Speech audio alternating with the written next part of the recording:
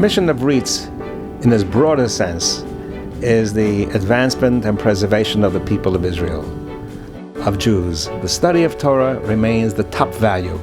Our students know that. It's in their way of thinking, as their education all their lives. And now they've reached the acme of their preparation for the world, and the world they will inhabit and, I hope, will lead.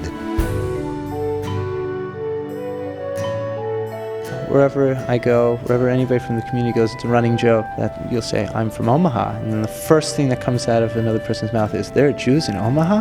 The answer is yeah. And in fact, I would say almost everybody who comes here is surprised that there's a strong, active, connected, affiliated Jewish community in Omaha. I look towards the institutions in New York, particularly Yeshiva University, as my leadership, and I see myself as an emissary, that I'm spreading their message of Torah Umada, that I'm coming out here and I'm trying to present modern Orthodoxy to a world where it's really, at this point, unfamiliar. I would say that the front lines, the place where we're needed the most, is in places like Nebraska. My history with the rabbinate goes way back. My parents liked to tell me a story that when I was 2.5 years old, sitting in the back of their car on a drive somewhere, I announced that I wanted to be a rabbi. And they asked me why, and I said, well, because nobody interrupts rabbis when they talk. I considered the pulpit, but what really pulled at me was the world of education, because I wanted to make a difference. I wanted to be able to say that it's not just at night and on Shabbos when I have some extra time that I do something for the Jewish people. Every moment of my waking hours is spent ensuring the continuity and ensuring the vitality of the Jewish people. That, for me, was necessary to make my life meaningful. People who happen to live in Beverly Hills in our community, they've been blessed financially and otherwise, to get them to sympathize and empathize with those who don't have, to expand the borders of the community beyond the geographics of who we are.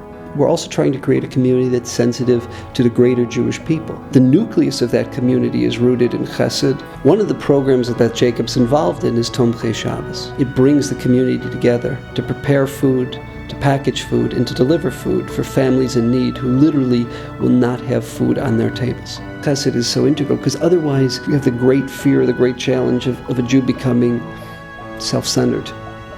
If it's not rooted in giving, if it's not rooted in chesed, then it's not transformative. Most college students, when they were younger, didn't have a real strong exposure to what Judaism could mean, how Judaism could be meaningful. It was more by the rote ritual memorization of an aleph or a bet. I find that very empty, and I still find it empty. And the students that I deal with are looking for the whys, looking for the hows, looking for the reasons. My mandate is to, and our mandate is to kind of empower students and to enable students to say, I want to take this on my own path. I would definitely say that Hillel has had a huge impact. I remember the services were so different. Everybody was so passionate. I don't have to understand what's going on in the prayer book. Most of the time I don't. But when I'm surrounded by people and we're all singing together, and I just feel closer to my religion.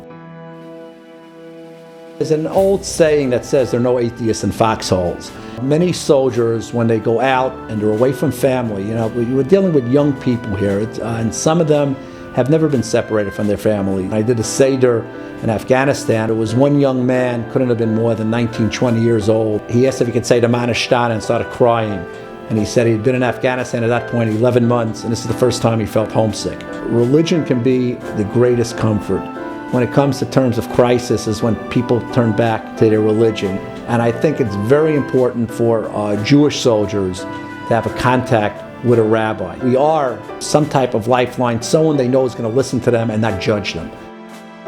I think assimilation and intermarriage is a key and maybe the most important issue of our generation. It's not too dramatic to say that our survival as a nation is at stake. Manhattan Jewish Experience was founded with the intention and the focus of reaching out to 20s and 30s who are unaffiliated, who are at risk for assimilation and intermarriage, and to engage them Jewishly. The goal is to start them on the journey, and for many people it's to take them through the journey.